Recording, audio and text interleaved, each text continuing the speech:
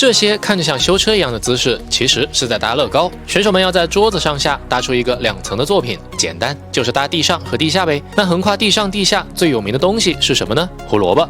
金发组的计划很有意思，农夫和兔子正在抢同一只萝卜。Rabbits, man, pest. 这里管野兔叫害虫，是因为澳洲有上百亿只野兔，澳洲人为了消灭兔子，轰炸机都用过。这是他们迄今为止做过最大也最难的模型，光农夫就有人半个身子大小。金发组一直热衷挑战难度，也因此他们的搭建就没有顺利过的。But then... Oh, no. Is that you? That's not good, Trent. 但最后总算赶在12个小时内完成了。老农夫正用力拔一颗顽固的萝卜，然而他不知道自己拔不出的原因，其实是地下的一只兔子正在和他抢萝卜。农场旁边禁止兔子的标示是给兔子看的吗？其实这个作品的比例有大问题，兔子就好像被长发老哥那边的地下核废料感染了，赶上半个农夫大了。虽然这个作品整体看着不够精致，其实这种大型人物很难塑造，也很难固定。只论难度，应该是和长发组的巨虫城市不相上下的，但金发组的短板就在比例把控和细节处理上，可能评委就是喜欢他们钻研难点的镜头，还是给了个第2名。前面几期评论里说，在桌子上下搭啥的都有，什么 EVA 的地下都市啊，天堂和地狱，沉没一半的泰坦尼克号，还有说黄金矿工的。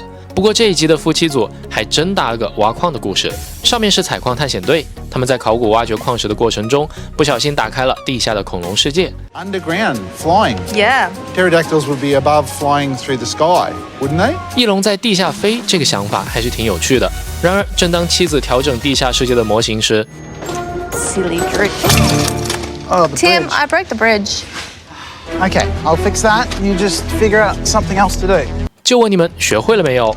看看夫妻俩是怎么处理故事的。勘探队将一位考古学家放进下面的洞穴里，然而这位勇敢的考古学家不会想到的是，地下世界有只巨大的红色翼龙准备扑过来抓住他。夫妻组作品的优势依托于上层的细节和翼龙故事的设计，缺点在正面太空旷了，和其他组比起来整体难度较低。评委其实很喜欢这种细节丰富的作品，实话说总体比金发组搭的好一些，但介于难度上，第2名还是给了金发组。这钻桌子底下搭建乐高，像我这种1.88米的，不是自带 debuff 吗？又或者来个白发老爷爷在桌底下按砖，顿时就有种节目组不当人的感觉。街友组刚好就是这么个组合，他们的计划也很有意思。正在游泳的女人遇上了鲨鱼，但往桌子底下看，其实是个熊孩子装的。看这一脸就知道用乐高做人物模型多难了。这人害怕可能不是看着鲨鱼，是看着镜子了吧？这期基友组启用了第1集迎来的小胖砖，召唤上季乐高大师季军兼跑步冠军小胖，帮他们跑腿拿砖。Such an advantage. 12个小时过去了，来瞅瞅成品。这个作品做的最好的地方就是透视，近大远小，拿捏到位。Personally, I think it's one of the best things we've ever made. 这就拉倒吧，他们之前每一期搭的都比这个好看，而且最致命的一点就是他们跑题了。这期主题叫上下两面，可他们桌子下面也没东西啊。不过开头也说了，这俩人搭桌底确实也不容易，但该淘汰还得淘汰。估计是看他们前面表现一直很好，手里还有小金砖的面子上，评委最后还是淘汰了另一组。Unfortunately, Jen and Jody, it's time to say goodbye. 等会儿暂停一下，光听他们这个创意，我就不信能被淘汰。姐姐组准备在桌子上面搭建圣诞老人的小屋，下面做准备礼物的工作室。妹子搭建的作品总是有很多精致迷人的元素，方头仔圣诞老人、雪橇、小麋鹿。Work is never done, so 所以我已经迫不及待的想看成品了。这个最后被淘汰的作品到底是啥样的？圣诞工作室里的精灵们正在忙碌的制造圣诞礼物，中间写着距离圣诞老人出发还有42分钟。这也是乐高大师目前唯一出现过的剖面模型，干净精致小而美。如果能出套组，这真是本集里我最想买的一套了。妹子们的色彩应用和创意都是大师级的，而且对基础砖块的理解很好。缺点在上下2层故事没有衔接好，故事完整性差了一截。其实如果能做成雪橇和驯鹿飞越地面的场景，这个作品估计要从倒数第一直接跳到第一。不过你以为到这儿就结束了吗？让我们回到开头的暂停处。 Or do you? Do you have to leave? 卷帘门一开，钻进来的是前面被淘汰的但人气一直很高的塔王组，将和姐姐组进行一场复活赛对决。随身听、任天堂的 Game Boy、波盘电话机、拍立得，这些估计90后都印象模糊的老物件，用乐高能还原到以假乱真的地步吗？塔王组的老哥选择了许多人的童年梦想，掌机鼻祖 Game Boy。目前全新品的售价是，好家伙，谁说电子产品不能升值的？姐姐组这边同时扑向了拍立得，扫一眼就会知道这些物品里复刻难度最低的就是这个没有啥曲线弧度，而且颜色简单清晰的拍立得。最难的地方就是背部金字塔状的斜面。说到难点 ，Game Boy 底部的圆角是一个，还有游戏机的绿色屏幕咋做啊？按钮呢？塔王组的老哥马上有了一个天才想法，用警察人仔的帽子做游戏机的按钮。但3个小时过得很快，时间截止，我的天，2组的还原度都高到我需要花几秒钟来辨别哪个是真的。先来看塔王组这边的 Game Boy， 这个屏幕处理太巧妙了，荧光绿再盖上蓝色的玻璃板，直接改变了砖块的颜色。警察人仔帽子做成了按钮上的磨损，就好像平时把玩的痕迹一样。游戏卡、左右的按钮、底部的耳机孔，我都想替评委喊一声 Amazing。正当我感叹塔王组的 Game Boy 太完美的时候，评委这边发现了滑点。It's quite a lot thicker than what the real Game Boy is. In fact, it's almost a whole brick thicker. 姐姐组这边的拍立得也给我看晕了，这不是一模一样吗？闪光灯部分是嵌入了黄色的发光砖，背部的斜面做成了梯形，而且他们竟然用半透明的零件将拍立得的 logo 也做了出来，差点都忘了这是被淘汰的2组，很难想象其他组来搭会是啥样。最后由评委来复活做得更还原的一组。So far in LEGO Masters, you haven't won a build. That's changed. Welcome back.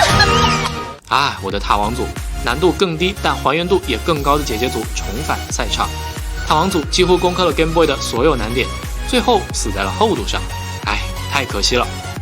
也许你没看过星战，但你肯定见过绝地武士拿着 LED 灯管互殴的画面，肯定也听过这一句 May the fourth be with you。英文听懂了吧？别再放肆，没什么用。真假？本期主题是8小时内设计出一个星战飞船载具，听着简单，做着难。我都怀疑这一集是不是乐高设计师搞不出星战新套装来找灵感的。长发老哥一脸娇羞的抽到了头号反派达斯维达，以他们平时的铁直男搭建风格，星战主题还抽到反派，真的是过年了。他们的船叫帝国风暴登陆舰，一艘运送风暴白兵的船，因此也吸引了现场巡逻的白兵前来围观。他们本来想用机翼立住船体，中间悬空，可惜的是没成功，最后还是肚子着地了，但问题不大。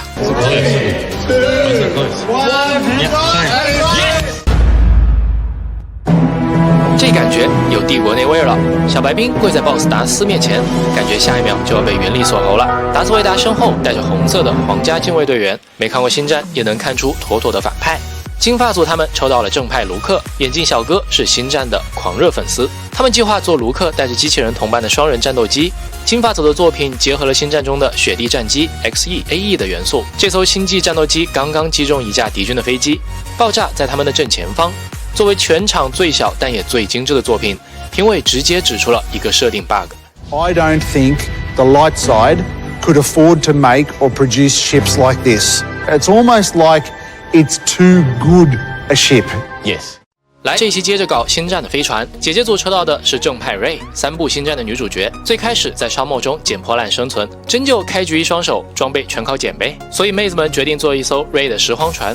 瑞坐在驾驶舱里，为了生存在干燥荒凉的沙漠中捡垃圾谋生。和小机器人 BB8 一样配色的拾荒船拖着一台废弃的 AT-AT， 身后还有一个白兵试图阻止他们拖走 AT-AT， 有点可爱。这3个层次的故事必须是全场最佳了。要说唯一的 bug， 可能是瑞拾荒时期开这么豪华的船是不是有点离谱了？不过假库星有新建坟场，就像在迪拜一样，捡个破烂月入100万也是有可能的。夫妻组抽到的是反派凯洛伦。妻子完全没看过星战 What is a Star Wars？ 这一下搭建任务全都落在丈夫身上了。丈夫计划做一个带叶片的，用来诱捕绝地武士的球形飞船。他想把反派飞船做出尖锐锋利的感觉，使用了很多机械组将尖头固定在船上。达斯维达坐在驾驶舱里，将抓捕到的绝地武士扔进牢房，带回去审问。夫妻组的船是全场最大的。评委将盖子拆下来，可以看到里面有很多复杂的机械组，但可惜的是，他们链接处用了蓝色的销，破坏了整体色彩的和谐。下一期冠军作品不愧是金砖组，竟然连船舱里面都做出来了。